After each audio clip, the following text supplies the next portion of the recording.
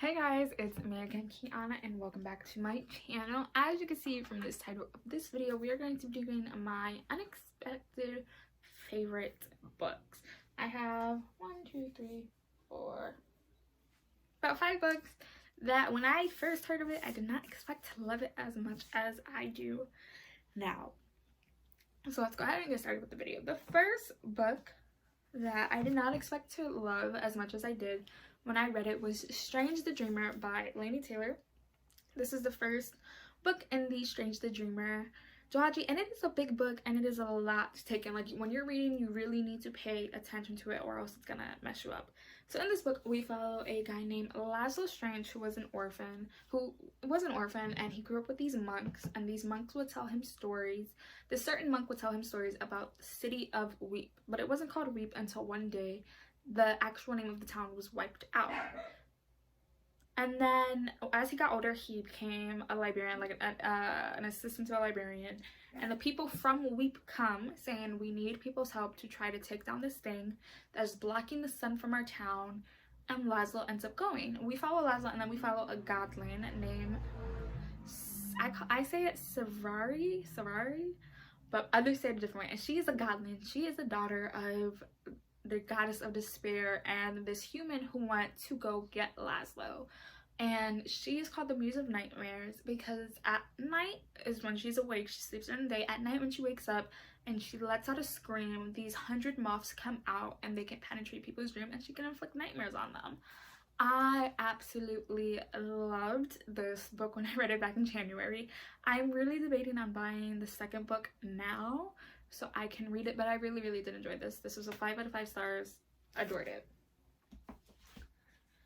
The second book, it took me by surprise because when I tried to read the first book by these two authors, I couldn't even get 20 pages into it and I hated it. But that goes to Aurora Rising by Amy Kaufman and Jake Kristoff. This is the first book in the Aurora Cycle trilogy, I believe, and this is a futuristic book.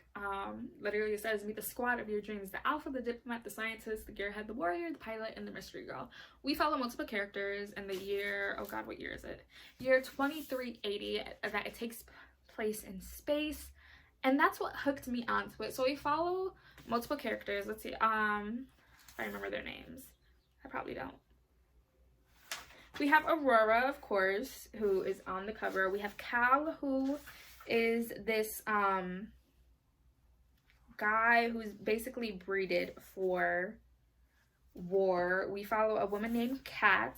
Scarlet, who is the sister to, I believe, I want to say his name is Tyler. Yep, Tyler.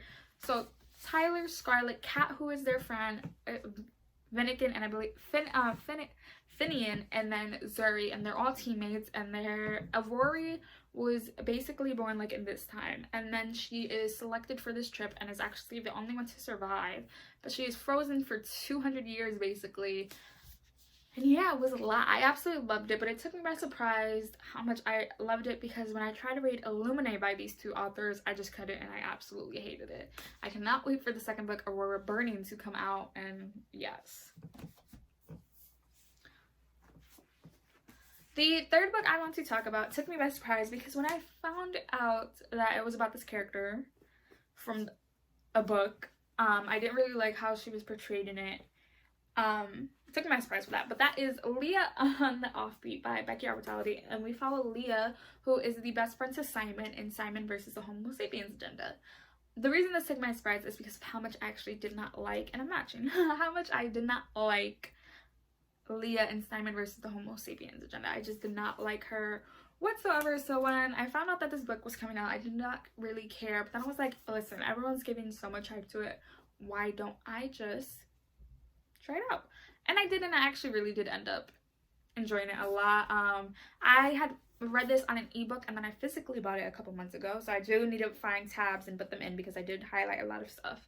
But I did enjoy this. I love how we get more insight to why she acted the way she did and all of that, but I really did enjoy this. I enjoyed it a lot. The fourth book goes to Four Dead Queens by Astrid Schlow. And it's because of the way that it was written. I normally don't like books like that it jumps back and forth. It annoys me, it confuses me, And reading how this one was written, I actually enjoyed it. This one follows a girl named Carly, and in this world it can only be ruled by females, but they have to be like sisters. So you have 4 different like parts of this world, this country: technology, your looks, the like mountain stuff, and then another one. And we followed this girl. She ran away from home because her life was at the sea and she didn't enjoy it. And then she mistakenly swallows this comm chip, and it shows the 4 queens being murdered. So her and the other guy who was supposed to deliver the chip ends up going to the queens to try to warn them, but they're alive, which confuses her because she vividly saw them being killed. And now they are getting killed, and she has to try to figure out who is murdering them. I absolutely loved it when I read it last summer when I got it, and I do want to do a reread, and I do want to pick up Asher Sloat's new book, but I really did enjoy this, and it took me by surprise. And so the 5th and final book should be of no surprise because I talk about it all the time, how much it's my favorite, and it took me by surprise because I don't read romances like that. I don't read adult romances.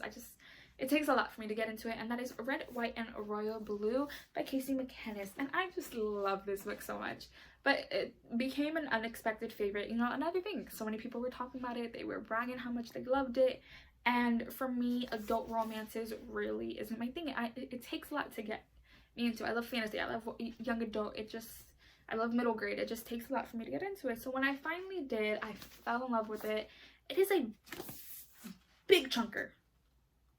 It's like 400 and something pages, like almost 430 pages, but I really did enjoy it. I enjoyed it a lot, and I hope we get another book featuring some of these characters. And that's just that. So yeah, those are 5 of my unexpected favorite reads currently. I know there's gonna be more when I pick up more books, but yes, so that is all for this video. I'll be leaving here 2 videos I feel you guys should go check out. I try my hardest to post 3 times a week. So far I'm doing good. All my social media will be linked down below, and I'll be seeing you guys very, very soon with another video. Bye guys.